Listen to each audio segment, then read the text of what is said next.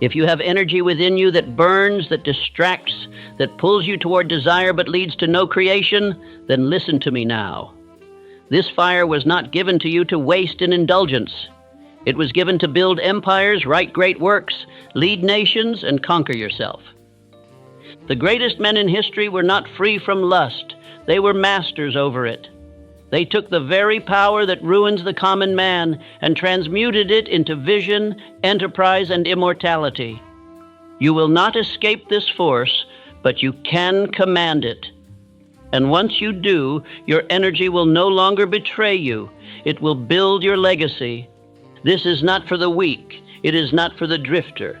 It is for the man who is ready to take what once ruled him and bend it to his purpose.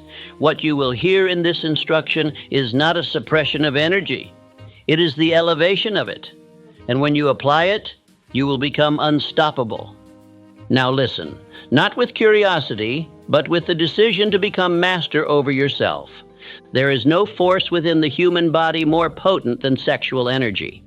It is the invisible current that moves empires, topples kings, drives men to conquest, and fuels the highest expressions of art, invention, and genius.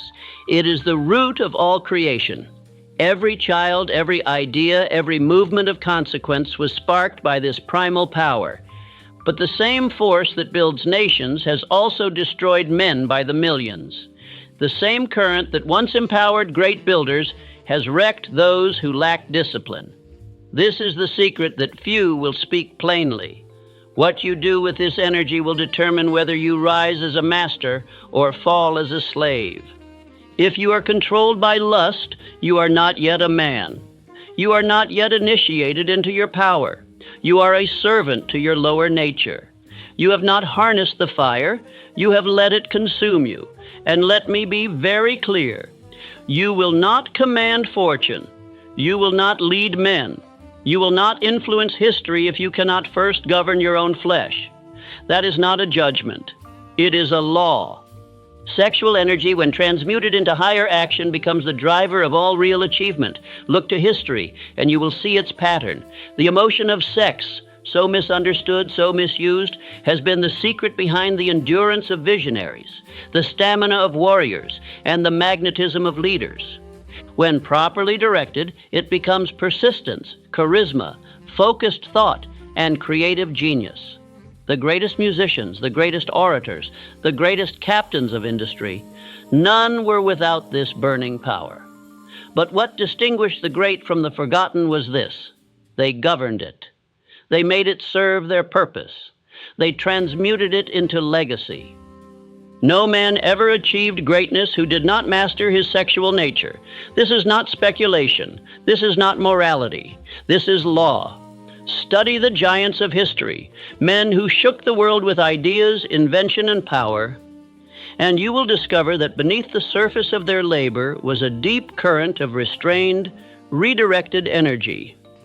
Thomas Edison, who labored through the night in pursuit of invention, was a man of relentless concentration. He did not waste his vitality on indulgence. He invested it in purpose. Leonardo da Vinci, whose mind brought forth sketches centuries ahead of his time, believed that a man's strength and clarity could be preserved and elevated through sexual restraint. He was not passive. He was disciplined. That is the difference. This is where the average man goes astray. He thinks power means indulgence. He believes the mark of manhood is found in conquest of others. But true mastery is not outward. It is inward. It is not the man who can seduce 1,000 women who builds a legacy. It is the man who can command himself, who can stand firm when the impulse rises, who can direct the fire into the furnace of creation. That man becomes unstoppable. Let me make this plain. I do not tell you to repress this power. Repression is weakness. Repression leads to shame, secrecy, and guilt. I do not ask you to destroy the flame. I ask you to govern it. This power must not be repressed, but redirected. You must take the force that once ruled you and put it to work in your service. You must make it the engine behind your ambition, not the chain around your neck. What are you building with your energy? Are you crafting your vision, Or are you spilling your strength into fantasies that leave you empty? Are you climbing the mountain of purpose? Or are you circling the drain of temporary pleasure? Be honest, for the man who cannot face his truth cannot fix it. There is no shame in having desire. You were created with it. But there is deep cost in being ruled by it. The man who indulges every urge becomes soft, indecisive, spiritually bankrupt. His eyes become dull. His voice loses weight. His work lacks staying power. Why? Because the very fuel of his vitality, the sacred substance of his will, is being wasted. I ask you now to reverse this pattern, to stop handing your strength to the world's temptations, to reclaim your fire and put it into your craft, your mission, your legacy. Every time you withhold indulgence and act on purpose, instead, you become more powerful. You sharpen your mind. You deepen your spiritual connection. You send a signal to the subconscious that you are no longer a victim, you are a commander.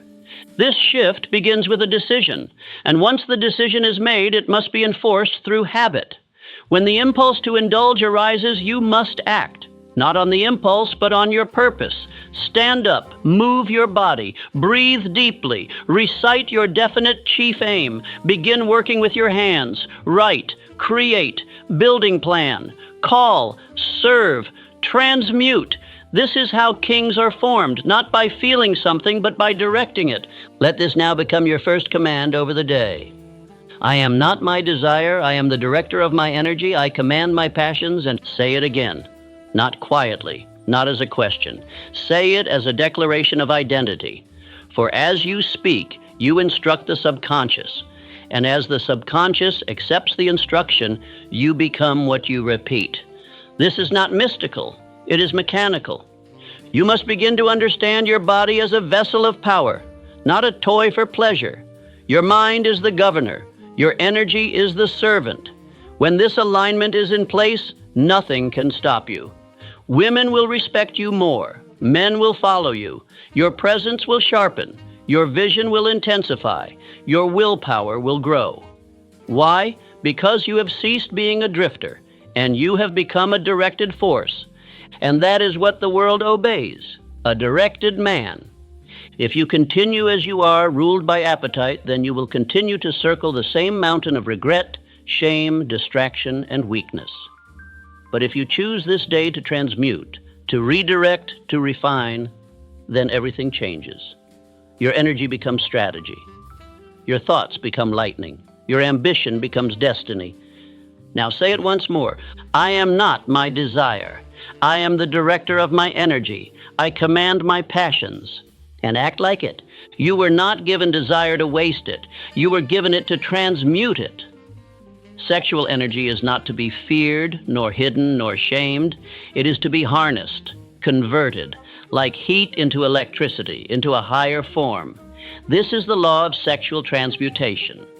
And it is one of the most misunderstood, most underused, and most powerful principles available to man.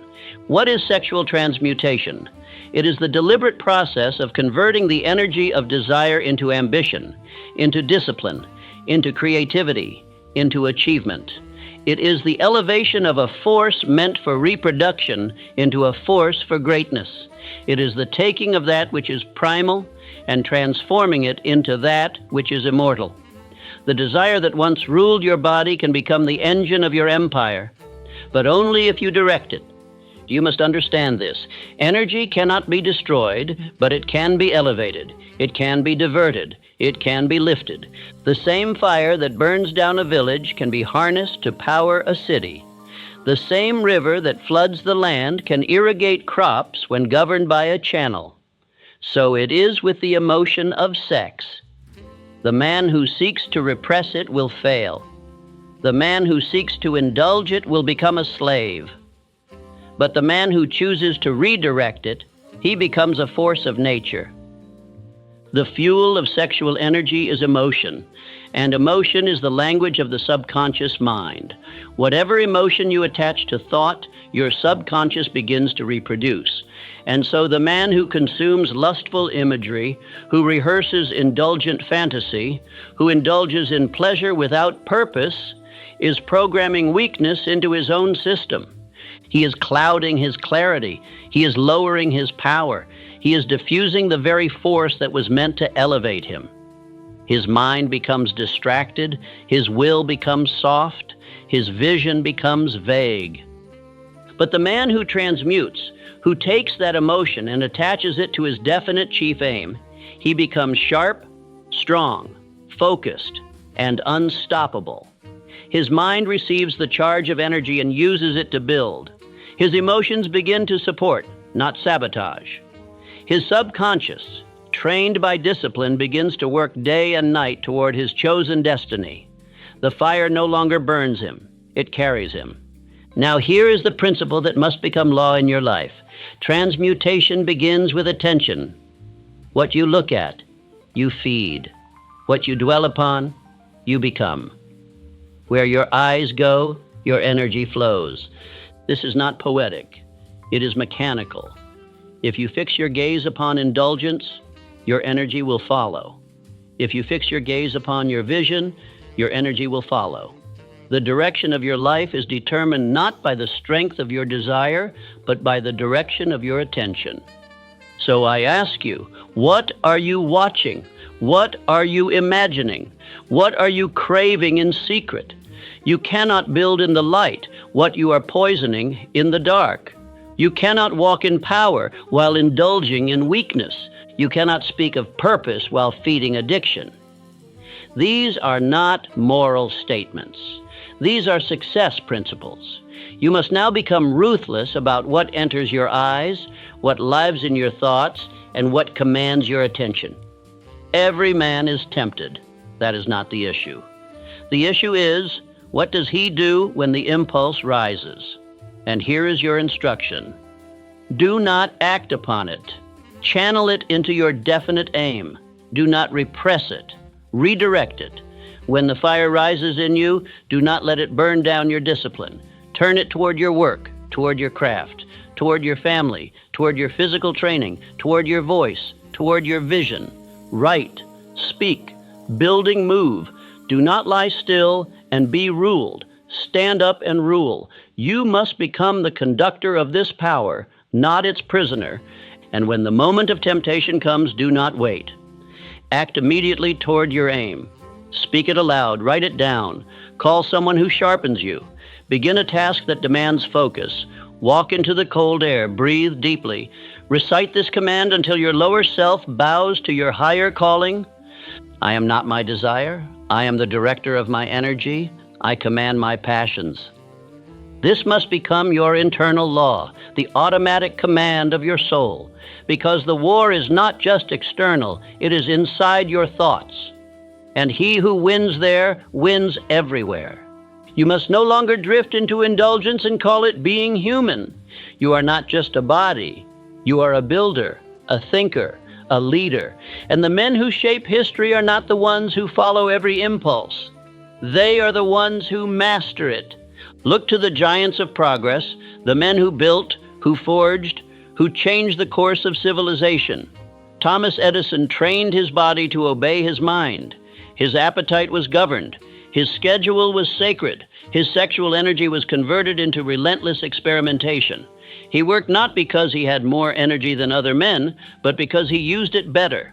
Look also to Leonardo da Vinci, whose journals show a man obsessed not with indulgence, but with exploration. His focus was not diluted. His energy was preserved. His thoughts became vision. His vision became art. His art became immortality. And what of you? Will your energy become evidence of your purpose or a eulogy to your wasted potential? That is the choice. Now say it again, and say it as a king taking back his throne. I am not my desire. I am the director of my energy. I command my passions. From this day forward, your passion will no longer be spent in secret darkness. It will be invested in public discipline. Your desire will no longer be a leak. It will be the furnace that drives your work, your wealth, and your witness. And when you feel the fire rising, you will not fear it. You will transmute it.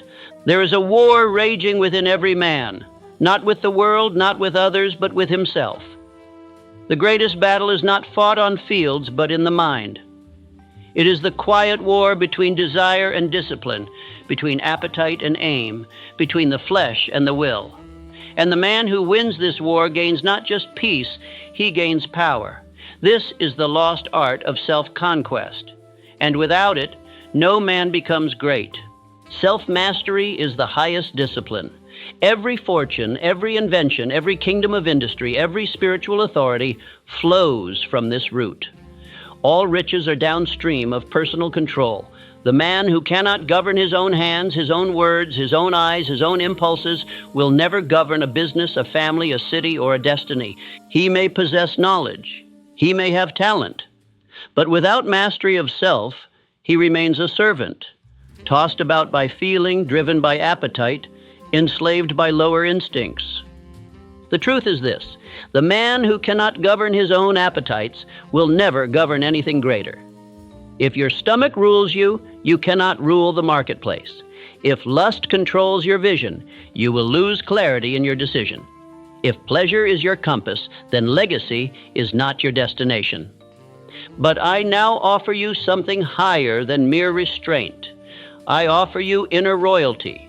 A man becomes king over circumstances only when he is king over himself. He does not need gold to walk with authority. He does not need a crown to act with power. His dominion begins when he disciplines his own house, his thoughts, his tongue, his time, his body. This is not a call to coldness, it is a call to kingship. You were not born to follow appetite, you were born to rule over it. Dominion is your design, but it must be proven. Hear me well. God cannot trust a man with dominion until he has proven dominion over self.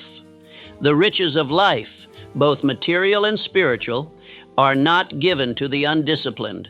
They are entrusted to those who have trained their emotions to serve their mission. Look to Henry Ford, the great builder of industry. His vision was not born in indulgence, but in restraint. While others were chasing sensation, he was mastering efficiency. He understood that time wasted is life forfeited. His focus was sharp, his decisions were quick, his habits were consistent. Ford was not perfect, but he was governed. And because of that, he governed an empire. So I ask you, what governs you? Is it your will or your urges, your purpose or your pleasure? Do not say, I can't help it. That is the speech of slaves. Say instead, I will train it. Say, I will discipline it. Say, I will command it. Because you can, you must, or else your life will always be smaller than your potential. When lust arises, when temptation speaks, when the old habits return, do not fold. Do not delay, do not beg for escape. Stand firm.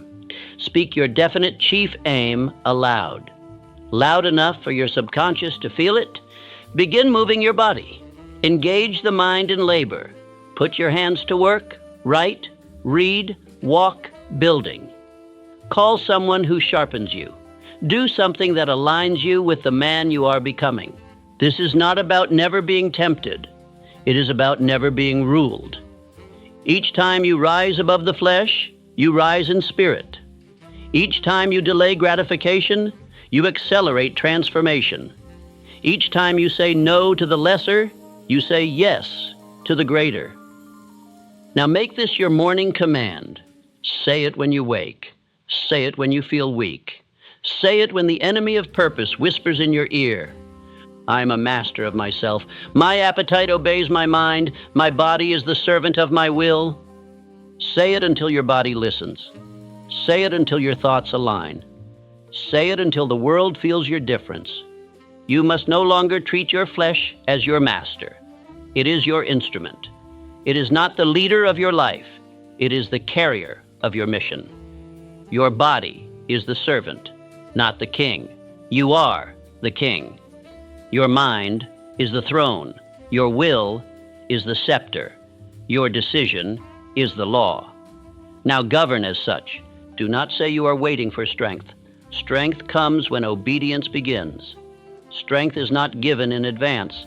It is built in battle. Every time you win the moment, you build the man. And eventually, that man becomes unshakable. Let the world chase novelty. Let the masses drown in indulgence, but not you. You are in training. You are under divine construction.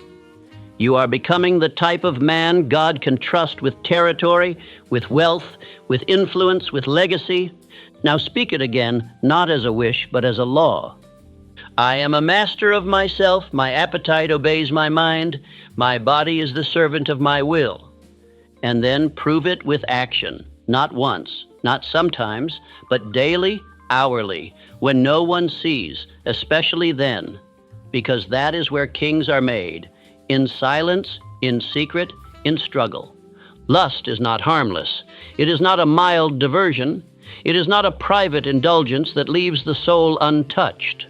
No, lust is the silent killer of ambition. It erodes a man not with fire, but with softness.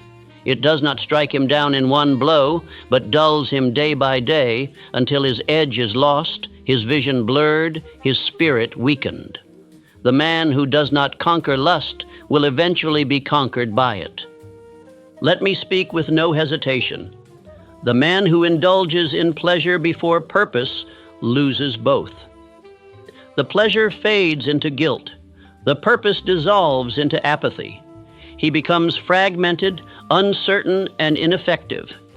He may still speak of goals, but he no longer possesses the fire to pursue them. His mind begins to retreat. His energy leaks. His will becomes soft. And worst of all, he doesn't know why. The ancient stories carry truth for those with ears to hear. Consider the story of Samson, the man born with strength beyond any warrior of his time. His power was not earned by labor, it was a gift. His victories were not built on strategy, they were the result of divine favor. And yet, for all his strength, for all his victories, he was brought down not by an army, but by a woman, not by force, but by lust. His mind was conquered long before his enemies conquered his body. Delilah did not need to destroy him, she only needed him to destroy himself. And so he did. He traded his strength for indulgence, his crown for comfort, his mission for momentary pleasure, and he fell. And how many modern men follow the same path? They are not lacking opportunity. They are not lacking talent. They are not lacking time. They are lacking control. They are strong in speech, but weak in self-discipline. They set goals with their mouths, then sabotage them in secret. They cry out for purpose in the day and fall into indulgence by night. They are not bad. They are simply untrained. They are not doomed. They are undisciplined. But that can be changed. You must understand, lust weakens warriors. It clouds the mind. It slows decision. It steals energy. It numbs the spirit. And above all, it creates a cycle of defeat that the man begins to accept as normal. He starts to believe that he is simply inconsistent, that he is just this way. And so he builds nothing. He leads no one. He fulfills no legacy. He drifts. And drift is the great destroyer of men. But you were not born to drift. You were born to dominate. You were not born to serve your senses. You were born to rule them. Every impulse that rises in you is a call to action. And every action you take is a vote for the man you are becoming. You must now see clearly that every impulse has two directions. One leads to greatness, the other leads to destruction. One direction demands discipline, the other requires only surrender. One builds strength, the other builds shame. One direction ends in legacy, the other in regret. And every time you are tempted, you are being asked, which man will you feed today? The world will not warn you. It will dress lust in fine garments. It will celebrate indulgence. It will mock restraint. But you must remember, the world does not build great men. It devours them. If you wish to rise above it, you must live by a higher law. Now you may say, but the pleasure feels real. And yes, it does. But understand, it is the temporary high that costs you permanent power. It is the fleeting satisfaction that steals enduring strength. It is the moment that robs you of momentum. It is the softness that kills the spirit of the warrior. Contrast this with the man who transmutes his desire. He does not lack energy, he has more. He does not live in shame, he walks in clarity. He does not apologize for his strength, he commands it. He channels the same desire others waste, and because of that, he builds where others break. He advances where others stall. He sharpens while others sleep. His life becomes a testament to the law. Energy, when governed, becomes legacy, but energy, when wasted, becomes a grave. Let me say this to you directly. You are not weak. You are simply undirected. You have not yet trained the impulse. You have not yet stood firm in the fire. But that changes today, not through struggle alone, but through substitution. Do not merely resist, replace. Replace indulgence with labor. Replace fantasy with strategy. Replace sensation with service. Replace secrecy with structure.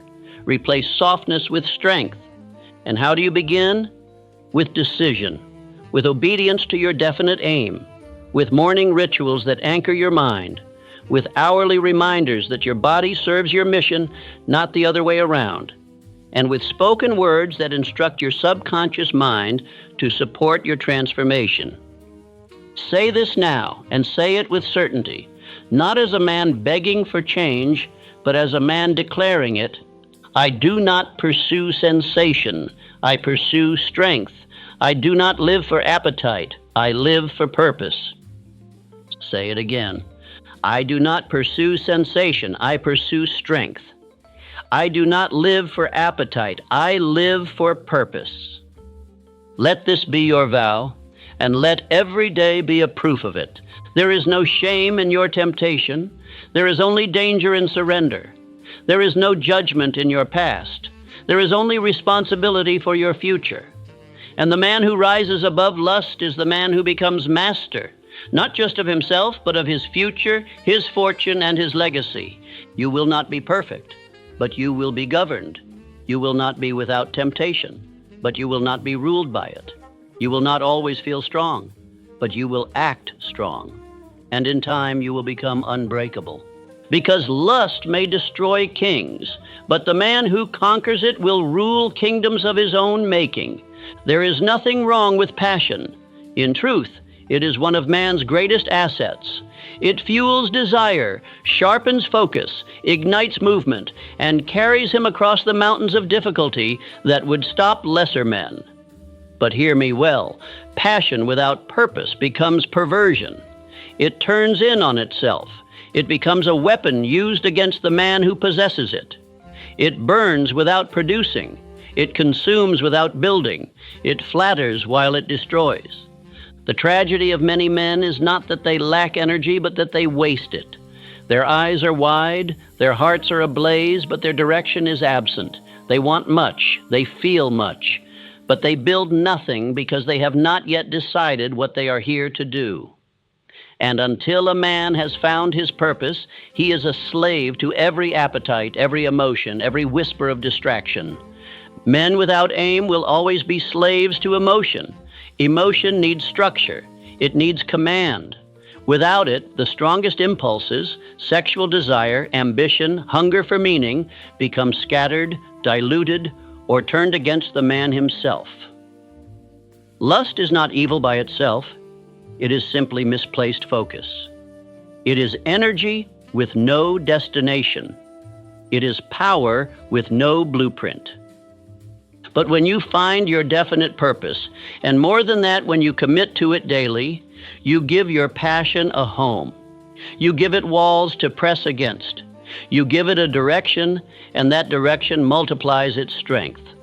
A man who feels strong emotion but is unclear in aim is like a horse without reins. But the man with aim harnesses his power and directs it toward greatness. Look to the life of Andrew Carnegie, a name engraved in the story of wealth itself. He was not born into privilege. He did not inherit fortune, but he had a purpose that devoured excuses. He made it his aim not merely to grow rich, but to lift others through industry, efficiency, and the spreading of libraries and education across the nation.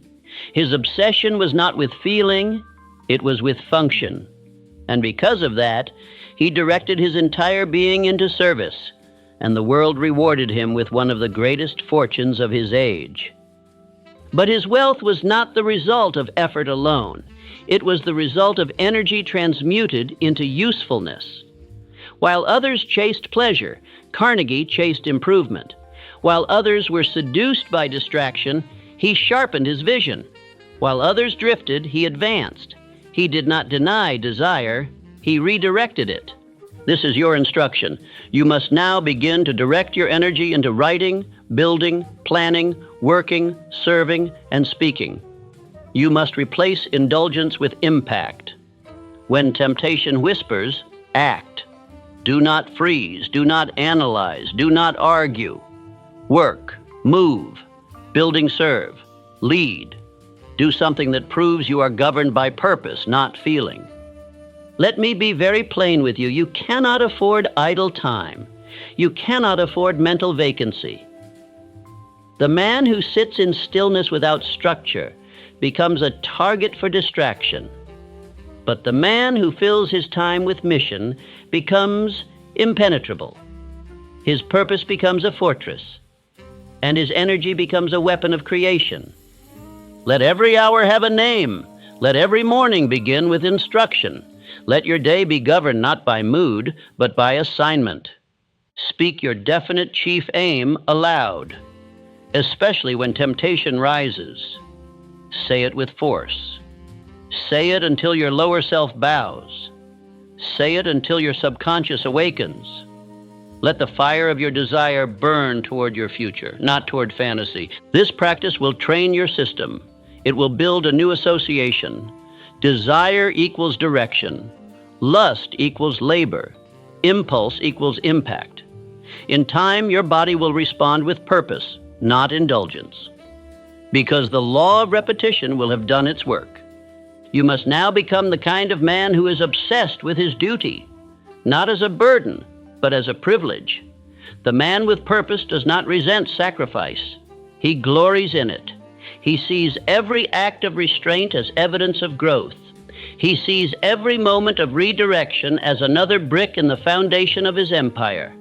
Now speak this into your being, not softly, with authority.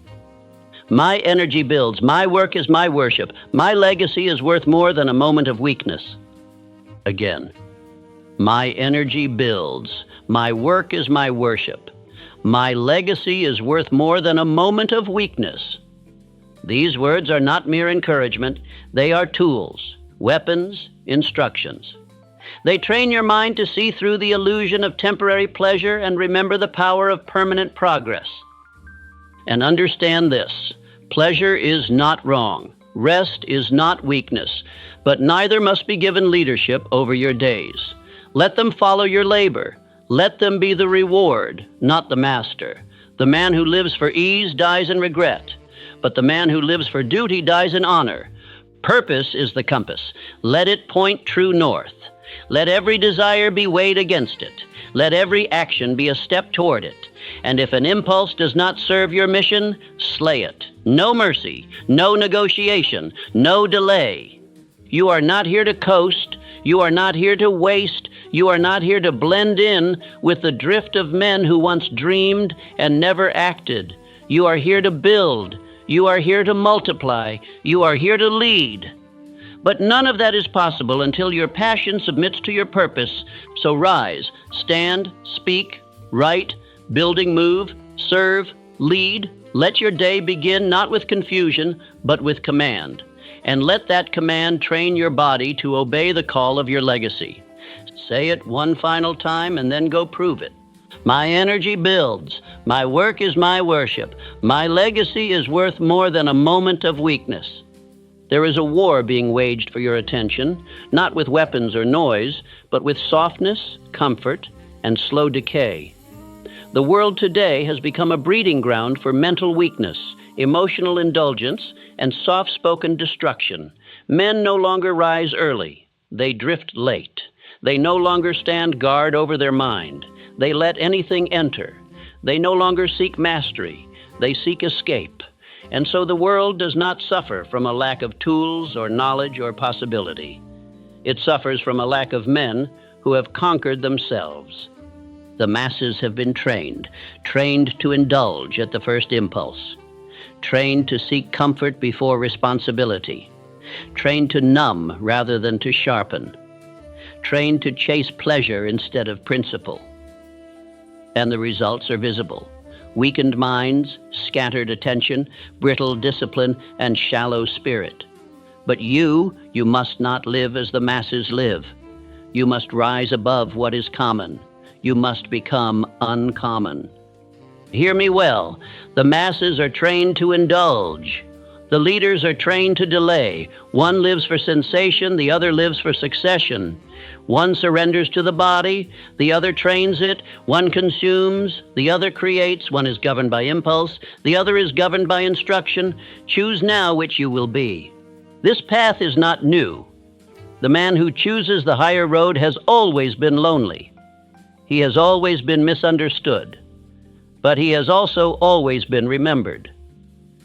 Let me remind you of a man who walked this path under the crushing weight of criticism: Abraham Lincoln. He was not celebrated in his day. He was slandered, doubted, and betrayed. He bore more weight than most men could fathom, and yet he walked with vision and restraint. He did not fall into bitterness. He did not distract himself with pleasure. He did not seek applause. He sought only what was right. And because of this, he became immortal, not in flesh, but in impact. You will be lonely. You will be called strange. You will be mocked for your restraint. But in time, you will be sought out. You will be followed. You will be remembered, because the world does not reward the man who fits in. It remembers the man who rises above. And what is one of the most seductive temptations the world now offers? Lust disguised as love, attention disguised as affection, pleasure disguised as connection. It flatters the man's ego while feeding poison to his purpose. He believes he is being seen, but he is being softened. He believes he is being desired, but he is being distracted. He believes he is experiencing love, but love does not lower a man. True love builds, uplifts, and elevates. Lust without aim drains. Love with vision builds. You must now see clearly. Not everything that feels good is good. Not everything that looks beautiful brings beauty to your life. Not everything that excites the senses strengthens the soul. The wise man looks beneath the surface. He asks, where does this path lead? And if the answer is destruction, no matter how pleasant the beginning, he turns from it. This requires a new kind of discipline, a new kind of clarity, a new kind of command over your environment. You will not bow to what is common. You will rise to what is uncommon. Let that be your vow. Let it be your inner law, and let your mornings become your sacred ground. When the world is asleep in distraction, you will rise in dominion. You will not begin your day with gossip, indulgent thought, or mental drift. You will not check what the world says before checking what your soul says. You will not start the day reacting. You will begin by commanding. The morning hour must be cleansed of all pollution. No lazy speech, no lustful thoughts, no meaningless consumption. You are not a beggar of stimulation. You are a builder of destiny. You do not wake to be entertained. You wake to be entrusted. Your first act must be instruction. Instruct your mind. Instruct your body. Instruct your day. Speak your definite chief aim aloud with power. Declare your identity. Write your plan. Move your body. Sharpen your vision. And give thanks, not because all is perfect, but because you have been granted another day to conquer yourself. Let no man say this path is easy. It is not. It is narrow and it is high. But every step you take sets you apart. Every morning you dominate sets you above the noise. Every lust you overcome sharpens your legacy. Now say this aloud, with strength, with clarity, with decision. I rise early, I think clearly, I act with restraint, I serve with vision. Again, I rise early, I think clearly, I act with restraint, I serve with vision. Let this become your morning creed. Speak it before the day speaks to you. Write it before the world writes on your mind. Obey it before the distractions have a chance to enter. You are not missing strength. You are missing structure. You are not missing willpower. You are missing ritual. And that begins now. And when you are tempted, and you will be, remember this: the temptation is not your enemy. It is your mirror. It shows you where your weakness lives. It shows you what you must train. It shows you what you still serve. So when it rises, do not despair. Stand in it. Look it in the eye. Speak your truth aloud. Move your body. Refuse to feed it. And by doing so, you grow stronger. This world was not made for comfort. It was made for conquest. And the men who change it are not the men who float. They are the men who fight. Not with the world, but with themselves. Now rise, cleanse your hour, refuse what is common, and walk boldly into what is uncommon. Say it once more. I rise early, I think clearly, I act with restraint, I serve with vision. The building of a legacy is no casual affair. It is not born of scattered hours and borrowed strength. It is not built in between distractions or stitched together with half-hearted effort. No, a legacy is carved by sustained, directed energy. The kind of energy that does not drift, the kind that does not waste, the kind that remains even when emotion fades, even when applause disappears, even when pleasure calls for attention. A man's future is not shaped by what he dreams, but by what he gives his energy to daily.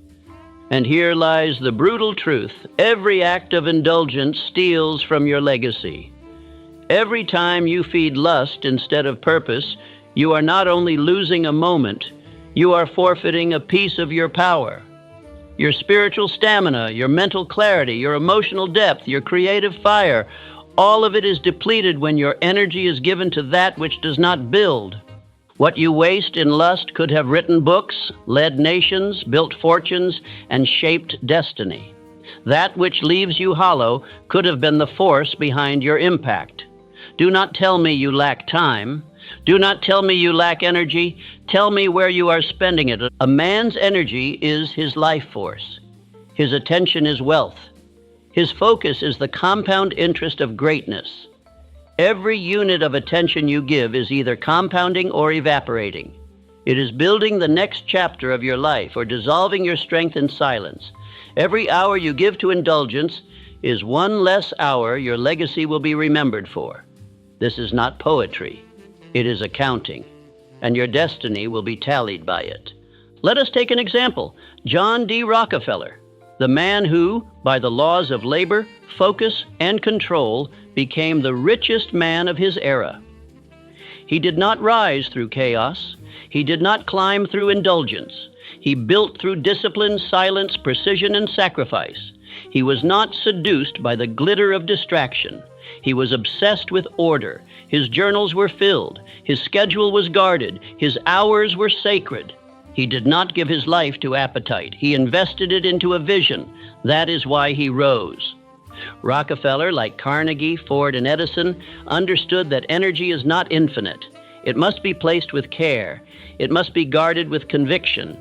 It must be channeled into something greater than the flesh. It must serve something eternal. You too must now become a guardian of your energy.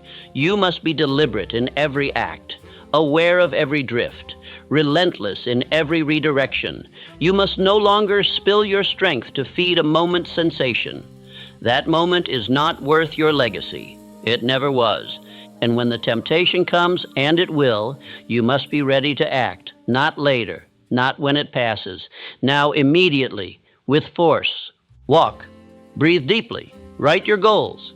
Speak your definite chief aim aloud. Work with your hands. Pray aloud. Move your body. Rouse your mind. Command your spirit. Do not lay still and negotiate. Do not sit and contemplate. Act. Building move. Replace. Redirect.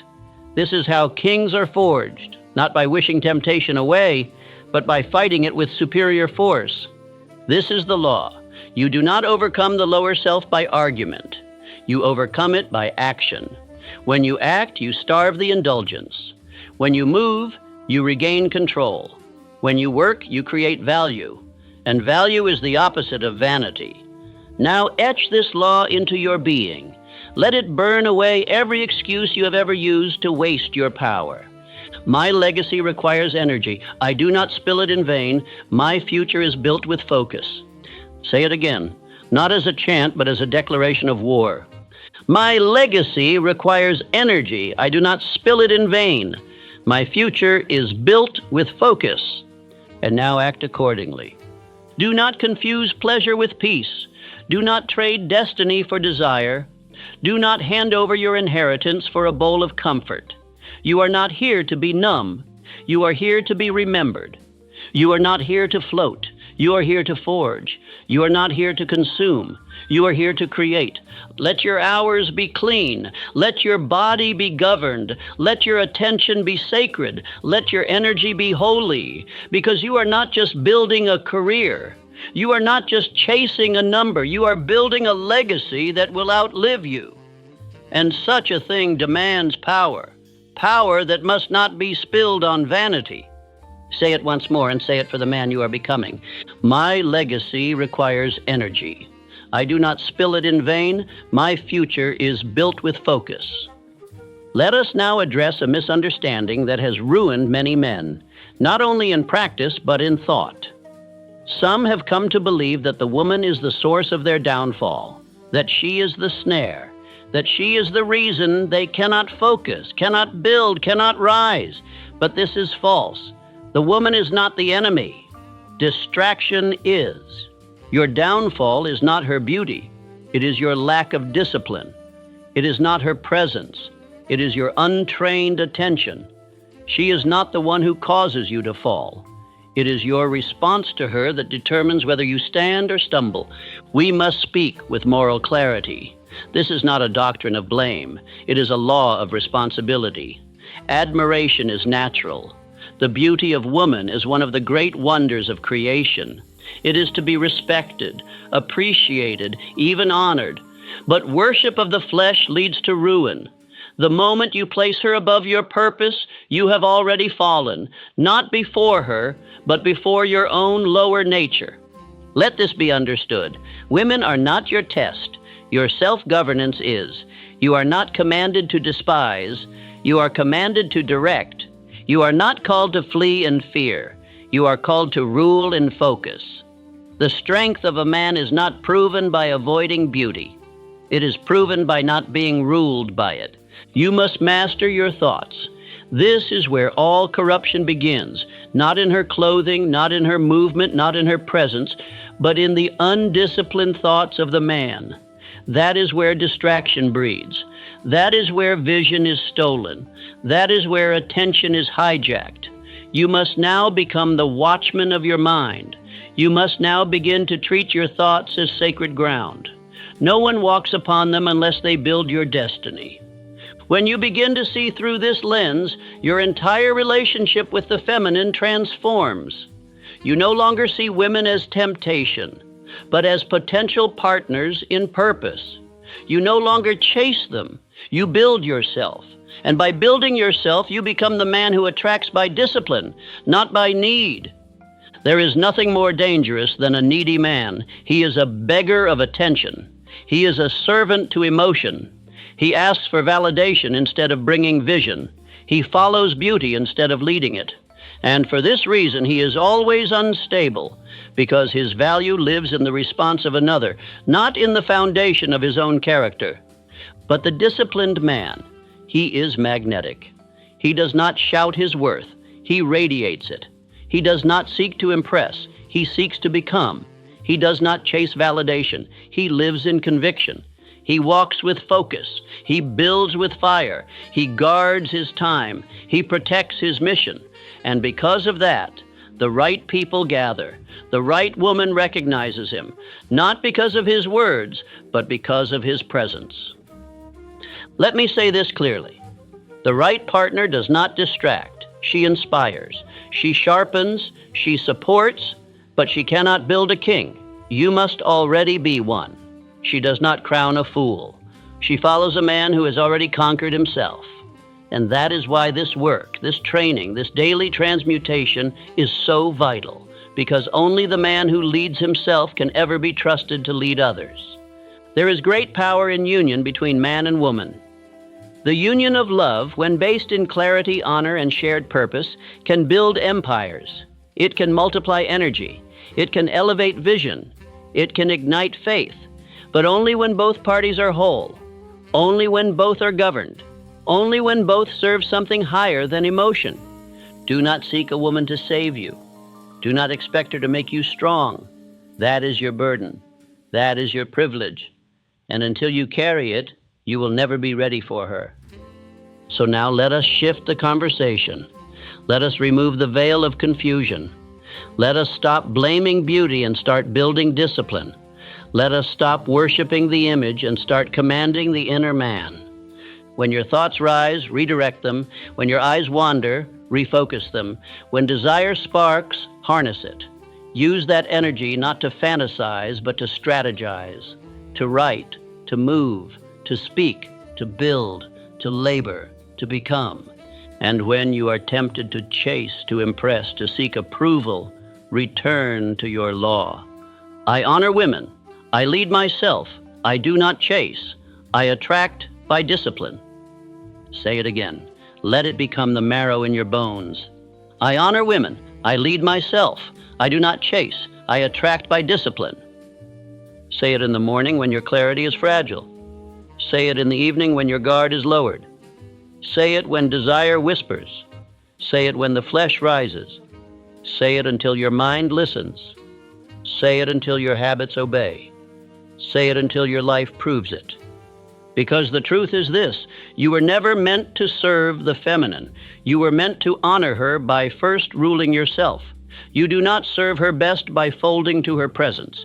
You serve her best by fulfilling your purpose. And in the end, the world does not need more distracted men. It does not need more critics. It does not need more charmers. It needs more kings, builders, leaders, men of restraint and fire. You are that man. If you choose to be, if you train to be, if you transmute and rise and lead.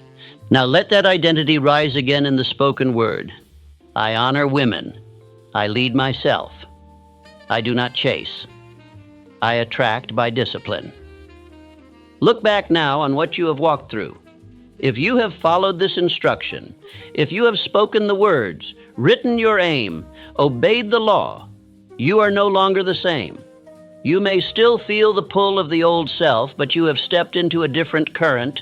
You are no longer drifting. You are now being drawn upward, not by the world's command, but by the call of your own spirit. You are becoming the man the world cannot corrupt. Let me remind you, sexual energy is power. It is not weakness. It is not shame. It is not a curse. It is a fire. And like all fire, it can destroy or it can build. It can consume your purpose or fuel it. It can bring ruin or resurrection. This power was given to you not to waste, but to wield, to transform it, to transmute it, to make it your servant. But power must be mastered. No one is entrusted with dominion who has not first conquered himself. The man who has not mastered this energy cannot be trusted with riches, cannot be trusted with leadership, cannot be trusted with family, cannot be trusted with destiny. If he cannot guard his inner life, he will never govern the outer world. Transmutation leads to legacy. The moment you learn to channel your desire into creation, into labor, into writing, into planning, into leadership, you multiply yourself. You gain momentum. Your ideas become sharper. Your will becomes firmer. Your walk becomes clearer. The things that used to pull you down now serve as reminders of what you are rising above. Lust is not something to be repressed. It is to be redirected. You do not deny that you feel. You command that feeling to serve. You do not pretend it is not there. You train it to move with you, not against you. You are not called to kill your passion. You are called to consecrate it, to aim it, to guard it, to fuel your ascent with it. Purpose is greater than impulse. The man who lives by impulse is always a slave, never a leader. But the man who holds to his purpose in the heat of temptation is already a king. He may not yet wear the crown, but he has earned it, because the crown belongs not to the loudest voice, or the most charm, or the quickest wit. It belongs to the man who endures, to the man who does not fold, to the man who stands firm when it would be easier to fall. And that is why discipline births kingship, not education, not status, not fortune, but discipline. Quiet, relentless, private, daily discipline. Discipline in thought, discipline in word, discipline in habit, discipline in solitude, discipline when no one sees, because it is in the dark where greatness is born. You are no longer the man who needs to be watched. You are no longer the man who falls when no one is near. You are no longer the man who chases comfort and complains of consequence. You are in training. You are in the furnace. You are being built. And the longer you stay, the stronger you become. This is the price of greatness. This is the path of immortality. This is the calling of the uncommon. So now stand before your day, stand before your weakness, stand before your thoughts and command them, not in passivity but in power, not in emotion but in instruction. The world tempts, the weak collapse. But you are not weak. You are not common. You are in training for greatness. Your appetite is being refined. Your attention is being sharpened. Your thoughts are being purified. Your energy is being multiplied. Your purpose is being revealed. Your presence is changing. You do not need applause. You do not need permission. You do not need to feel ready. You need only to act according to your law, to rise early, to speak your aim, to work your plan, to guard your mind, to walk with honor, to build with fire, and to never again apologize for the greatness you were born to carry. Now repeat this final command, not as a phrase, but as your creed. Speak it with reverence. Speak it with might. Speak it with certainty. And let your life begin to match it. I transmute lust into legacy. I conquer myself daily. I live by law, by honor, by decision. I am becoming the man God intended. Again, I transmute lust into legacy. I conquer myself daily. I live by law, by honor, by decision. I am becoming the man God intended. Say it tomorrow. Say it a year from now. Say it when you feel weak. Say it when you feel strong. And in time you will no longer be speaking to become. You will be speaking as the man who already is.